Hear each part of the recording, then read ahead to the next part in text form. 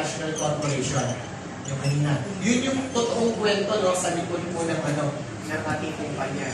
Tapos po, ito ang mission natin. Okay, basahin ko lang po sa inyo ang mission ni Buildfast. The Buildfast International Corporation, or the BFI, is committed to provide the highest quality products and services.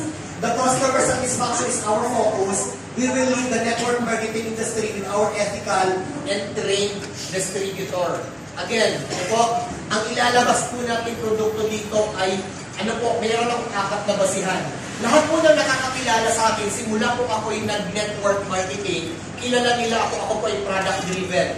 Ayoko po mapahiya. Kasi po, bago ako nag-network, 7 taon po ako sa social worker, 1 taon po na prostitute teacher. Hindi, substitute teacher. Tapos 1 taon po, regular teacher 1. Yun lang po, sige yan sa available. Tapos po, naging school head ako after 1 year. Lumabas si K-12, ako po ay na-promote PDO2 under ng school governance. Kung meron dito nga sa DepEd. Dalawa kasi ang PDO2, Product Development Officer 2. Isang academic, isang school governance. Ibig sabihin sa division office po, ako naka-office nung nasa DepEd pa ako. Kaya ang iniingatan ko po na ayaw kong masira yung credibility ko. Yan ang hindi mabibili ng pera. Yung credibility ng tao. Okay? Pag nalungkot yan, kahit anong plancha mo, ang hirap ng planchahin. Kaya ayaw natin masira yan. Kilala nila ako padating sa product. Ayaw kong napapahiya sa produkto. Ang basihan ko po, una, quality, yung purity, potency, at saka yung reliability.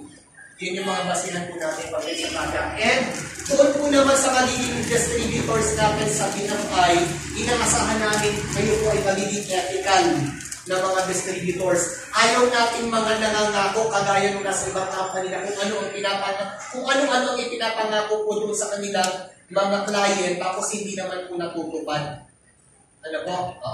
Iwasan po natin yan. Kung ano lang po yung realidad, yun lang po yun. Vision. The Buildfast International Corporation, BFI, will become a world-class provider of premium holistic products and services and be the leading company in network marketing. Imagine, 2 buwan pa lang tayo since October 1, November 30 ngayon. May mga nakakausap na po tayo from Nigeria, kagabi kakatapos lang from Sudan. Marami na tayo, international yung mga ng mga nag-network marketing na sinisilip po si BFI. Yung mga kaibigan natin sa abroad. Ganun siya. Sa isang baby company po yan. Tatahaki natin yan. Yan yung ating kopya po ng ating SEC registration. Okay, again, punta po kayo sa website ng SEC, makikita niyo po yan. Mag-iingat kayo sa mga kumpanya na nagsasabi na registered sila sa SEC at may pinapakita ng papel. Marami pong pagawa kayo sa rento. Mas maniwala po kayo kung nandoon, makikita nyo, mag-check nyo mismo kung nasa website talaga sila ng SEC.